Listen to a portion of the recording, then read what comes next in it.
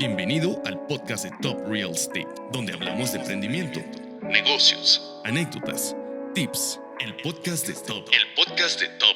So, it's wonderful to be here with you guys. Mr. Hem, I'm so happy. So, I'm gonna do this all in English, though, and I'll put subtitles for the people in Mexico, yeah. So, they already know our channel, they know the Top Real Estate is our company, and we're doing a lot of things.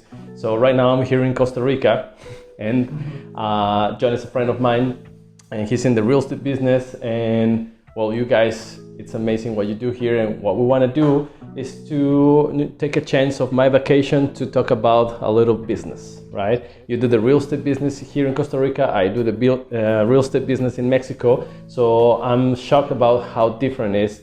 So what's the first thing like you guys do? What's your process? How do you guys work? How do you prospect? We were talking, Jon and I, last night, how do you do the prospect? How do you get the clients? How do you convince them? How do you do the open houses?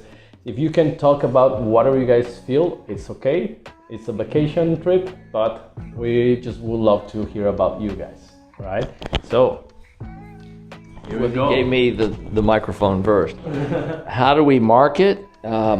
A lot of what we do is through third-party marketing. I mean, third-party referrals. So much of what we do, because you know the best buyer is a referral from someone. Okay. So we do a lot of referrals, and that's sort of our specialty. Everything you see on the board up here are buyers or potential buyers who have bought in the past. At one point in time, that's 50 condominiums. 45 of those were all sold and gone, and then we kind of play off of those and get more referrals and more clients. We have a good database, probably 75 to 100,000 database, but It doesn't generate the buyers as much as we'd like. We can always do more, but I would say a lot of our buyers come from third-party referrals. Okay. I also own a restaurant called the Gabriella's Restaurant, which in Costa Rica is probably voted in the top 10 restaurants in Costa Rica. And I use it as my marketing tool. So I'll go there and meet clients and give them some glasses of wine and suggest certain foods. And throughout the evening, I develop a friendship. And I'll ask them, "You like Costa Rica?" "Oh, we love Costa Rica. We love it. It's fantastic." And I said, "Well, I'm a realtor. So if you're looking for real estate, I'm the guy you talk to." Well, as a matter of fact, we're looking for real estate. So that's where a lot of our referrals come from. I would say that other than third-party referral, the lion's share of our buyers come from the restaurant. Okay, so that's a great thing to do, actually, because what you do is you're generating leads by just talking to people, like exactly. Old school, right? How about you, Jon? How long you been doing this? So I've been with Mark here, this beautiful relationship, for the last maybe 5 years or so. How do you guys meet? Matt? I think that's a story too long for a 2-minute segment. Actually, Jon came in as my graphic designer. Oh. And for the longest time, and maybe even now on my phone, it says new graphic designer. Okay. And so he was my new graphic designer forever. Okay, and it could still be on my phone. Maybe I've changed it recently. But one of our projects that we were building, he was doing the graphic design, and he was doing all the language and blah, blah, blah, blah. And when it came the time for an open house, we had too many people, and there was just me. And all of a sudden, he just kicked into gear, and he started saying everything he'd been typing about, everything he'd been writing about. It was natural for him. And in the water. Yeah, and I looked over my shoulder, and I said, "When we leave here, let's talk." And so he went from being new graphic designer to one of my top sales guys, so, and he's done a wonderful job. Perfect. That's how we met. I think one of the things you mentioned with the type of market we have here, so in Mexico and versus Costa Rica, we deal with a lot of people. This is going to be their second or a third home. This is their vacation rental home. So primarily what we're doing, we're not exactly looking for someone's primary residence when they're shopping for real estate. To our clients, every day is, they're on vacation. So we have to make showing the properties fun, exciting. We're driving cars on the beach. We're, having fun, dining at different restaurants, showing the different neighborhoods. But this is everyone's second or third home, and they're looking to have a property abroad that makes money, makes them a 10% interest, but it's still a hard asset that they can visit, enjoy. They can use it, not like stocks. This is something they can use for their family. So the huge portion of the people we have that's coming down here and living here, they're coming down for maybe 2 months, 3 months, or the snowbirds from Canada and the US, and they're here for a 6-month period. And then when they're not using it, that house is in a turnkey rental management program, and they're making some phenomenal returns. Okay, so we're at the Manuel Antonio area, right? And how different is this area from other real estate in Costa Rica? Why did you decide Manuel Antonio is a great place to do real estate instead, I don't know, the Caribbean side or near the volcanoes or... There's no sunsets. No sunsets. Team Sunset, that's why. So I know, Mark, you decided to come here. How long it was? How did you change from the real estate in Florida to here? That's a great question.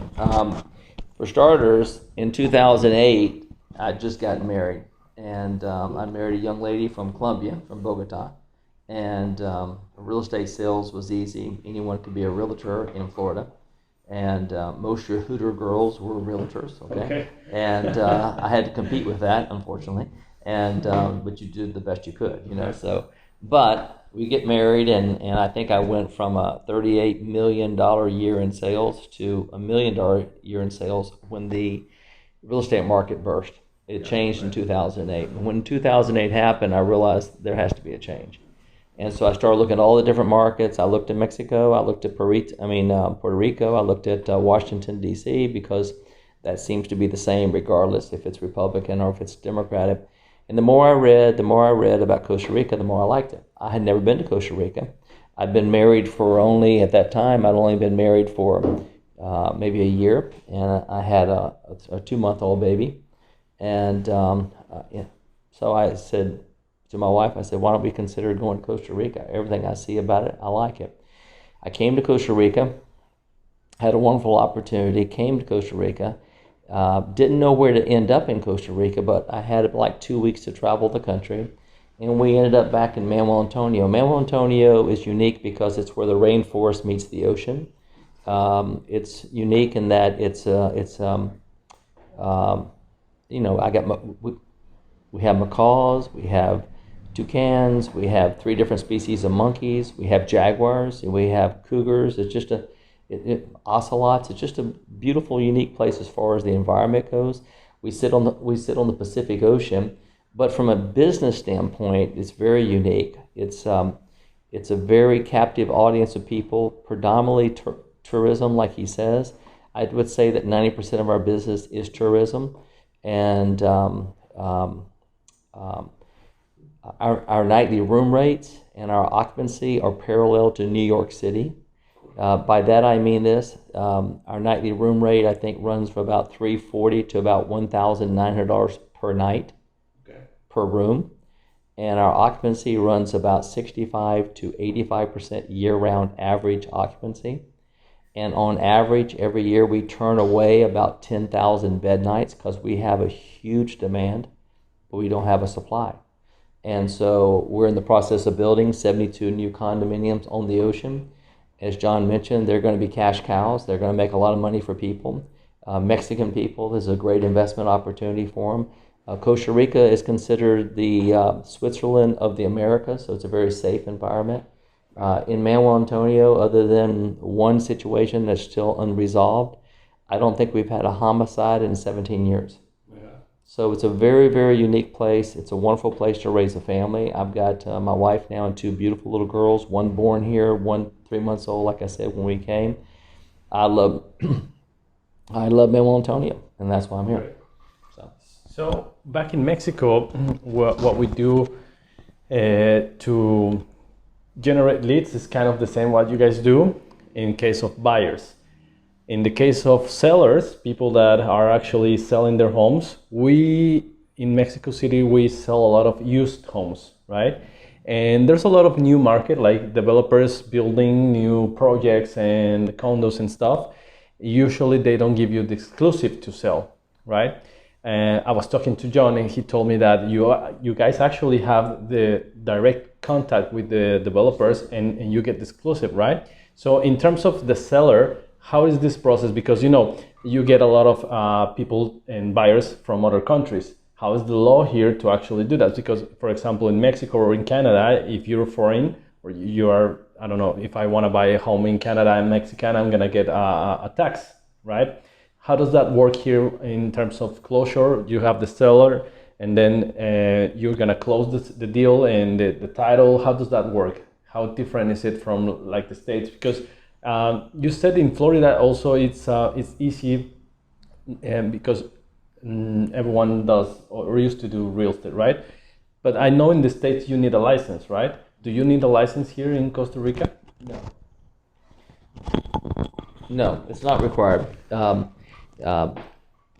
In this case, I am a licensed broker, but it's not required in Costa Rica. There is a push and an effort to try to make it more like the U.S. and make it with a license. Is that true in Mexico? Is it required to have a license? It's not required, but now we have a license. It's not mandatory. If you want to do it, you can do it, and it will make you look better. I'm a licensed broker in Mexico. Okay. And it's more than a license is certification. I got you. Also, you asked a question. Everything in Costa Rica is fee simple ownership, so you actually own it. It's not a case of a 99-year land lease or concession. You actually take ownership in Costa Rica. Okay. So anything someone buys here is fee simple ownership, and in Costa Rica, we have what's called an SA, which is a Sociedad Anonymous. It would be very similar to an LLC. I don't know what you have in Mexico, but that's what we have here. So people do take full ownership, which is wonderful. Most people in Manuel Antonio and Jon and anybody will tell you the same. Most people do not live here year-round. They buy a property and they turn right around and say, can you rent my property out? So there's a few really unique people that do a wonderful job in managing their properties. And as Jon had mentioned, a 10 to 15% net ROI is pretty common. Okay. And as he said too, it's not your first home. It's usually your second, third, or fourth home. Interesting enough, when we had the 2008 bubble that burst, we didn't feel it in Costa Rica until 2010, 2011. Okay. And the people that did have homes here did not put them up for sale. They just kept them because it was their second, third, or fourth home. So my recommendation to any of your viewers is that if they have any assets, instead of keeping those assets in Mexico or keeping all their assets in the U.S. or the stock market, look at diversifying those assets, because that's what's going on right now in Costa Rica. Millions and hundreds of millions of dollars are coming into Costa Rica because people are wanting to diversify their portfolio and turn their portfolio into a hard asset. We call it blue chip real estate, where they know they can make real income. They know if everything falls apart, they know they have a hard asset in Costa Rica. Stock market already, odds are it's going to tumble today. It fell 680 points for no logical reason, okay? And so that's what people are starting to do. They're looking at moving their assets into environments that produce income, but still they don't lose money. They always are making money, or at least they're flat. And Costa Rica is the perfect place for that. Without a doubt, this is where you want to park your money. Perfect. Okay. So I really appreciate you guys. I met Jon back in Dolphin Discovery. We were both dolphin trainers back in the days when we were younger. We were actually talking about it, all stories in the Cayman Islands and remembering the dolphins and stuff. So it's great to see you guys here. Great to meet you. Jon might have something else to add, though. You want to add something else? No, I think I think that was the lion's share there. No? Don't be shy. No, Devendra, any other questions or? Just a recommendation. Like right now, what I'm doing here with this kind of videos we do is we get a lot of try to get a lot of consciousness to people about real estate culture, because whether it's in Mexico or the States. It's a true fact that people don't know anything about the real estate culture, like how to buy a house, what is the process, and the trust that you need to build up with your broker, right? So hopefully this will get to many of our customers and leads, and people will know if they want to buy Costa Rica, maybe we as a real estate company in Mexico can be a referral for you guys. Exactly. Right? So, and that's something we could say, that anyone that's a follower of Gustavo and his team, that there's an open door at our firm at Costa Rica Luxury Real Estate to come vacation. We're more than happy to connect with you on a one-on-one, help plan your vacation, your trip here, show you the fun experience, and then likewise show you the fun things you can do with your money and have a fun investment that you can really enjoy, and let this be your second or third home. Perfect. Excellent. I'm going to change to Spanish now just to say goodbye. Síganos en nuestras redes sociales, Top Real Estate MX, ya conocen, y estuve aquí en Costa Rica de vacaciones, pero me tomé un tiempo para estar con Jon, que es un amigo mío, y con Mark para hablar de la cultura inmobiliaria en Costa Rica. Muchísimas gracias. Muchas gracias. Gracias por escuchar el podcast de Top Real Estate. Nos vemos en la próxima.